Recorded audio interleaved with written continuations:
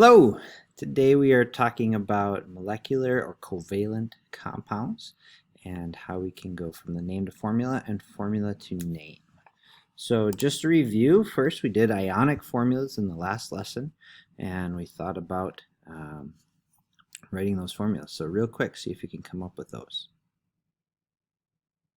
Did you get them? Yeah, I bet you did. Lithium sulfide, it ends with IDE. That means we're looking at sulfur. 2 plus 1 minus, crisscross reduce. Calcium hydroxide, sneaky, ends with IDE, but it's still a polyatomic, that OH. We need to make sure and put parentheses around that. So OH2, that's 2 oxygens and 2 hydrogens, 2 of the hydroxide group. Cobalt 3, the Roman numeral 3 means that cobalt's a 3 plus, bromine's a 1 minus. So crisscross and COBr3, and then tin 4 chlorite, again that 4 Roman numeral is going to be the charge on tin, that's SN. ClO2 is chlorite, that's a whole thing's a 1 minus, crisscrossed outside the parentheses. We're all set. Going in the opposite direction real quick, try those. Did you get them? Yeah, you did. So barium's a 2 plus. It's always a 2 plus, so we don't have to write it. It's just barium iodide. Then we're going to have here they are. Aluminum nitrite. NO2 is nitrite. Looking up that one. And NH4 is the ammonium ion, and then CN is cyanide. Hg is mercury.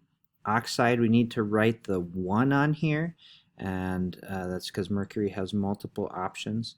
Because oxygen's a 2 minus, if you kind of do the reverse crisscross, only 1 oxygen means that there would be 1 oxygen out of 2 minus is 2 electrons gained, so each mercury must give away 1 in order to have 2 electrons given.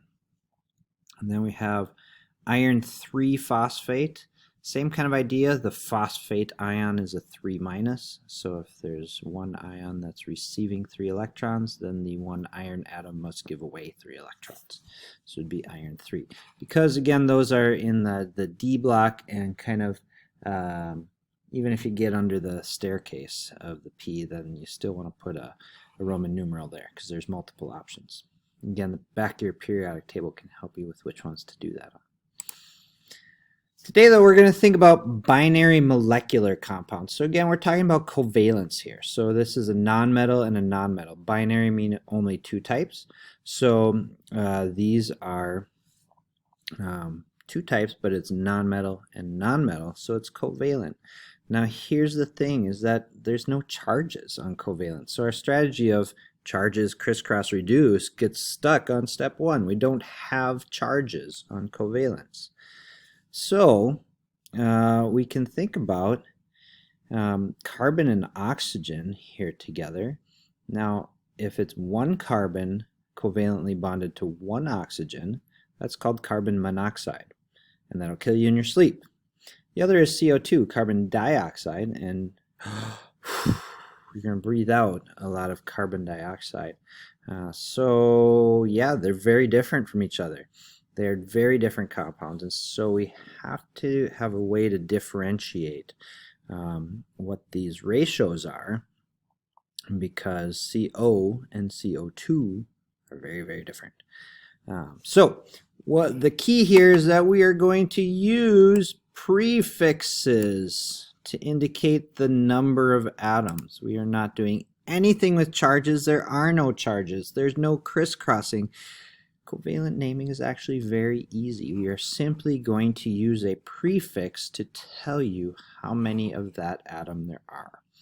So what are these prefixes? Maybe you've seen some of them before. Here we go. 1, mono, like mano y mano, 1 on 1. Yeah, di. Sometimes in some cases we use Greek or Latin. Here we're using the Latin prefixes, and so this is di, not bi, but di. Tri, like a triceratops or a tricycle. Tetra is 4, like the game Tetris. You always try and get 4 lines. Also, each of those little blocks is 4 little squares, if you ever thought about that in Tetris. Penta, like a pentagon. or the Pentagon, where the national defense is. Hexagon, hexa, 6. Hepta is 7. Octa, like an octopus, is 8. Nana is 9. Like a nonagon, because you use that one all the time. Just kidding. Nana is 9. And then deca is 10, like a decade, or like a decade, 10 years. Yeah. So deca is 10. There we go. And so here's the rules. When you're writing the names, put them in the same order. We're going to give them to you in the order we give them. Generally, it's the lower valent one goes first, but just put them in the order we put them in. We're going to use a prefix all the time. The only time we're not is we're going to assume that the first element is mono, unless you say otherwise. So we're not going to use mono on the first one.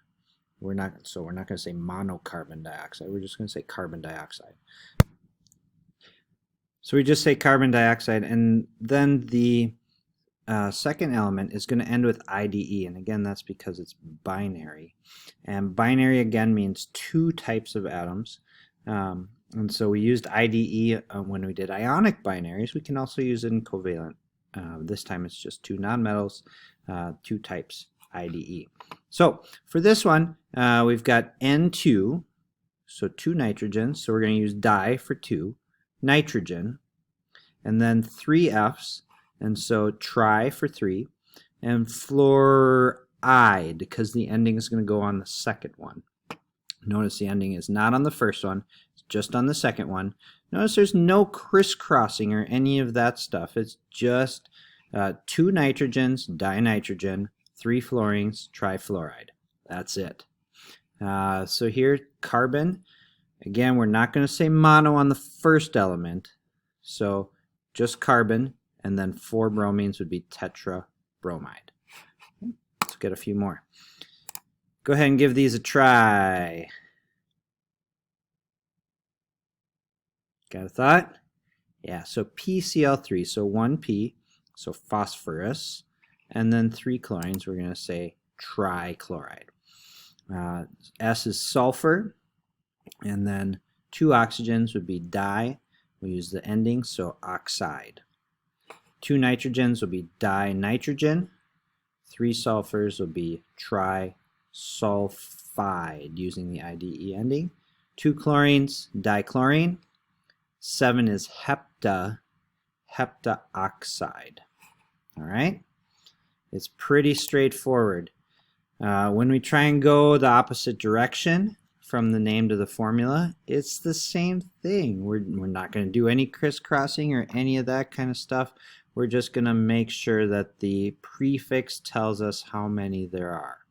So dinitrogen, 2 nitrogens, N2.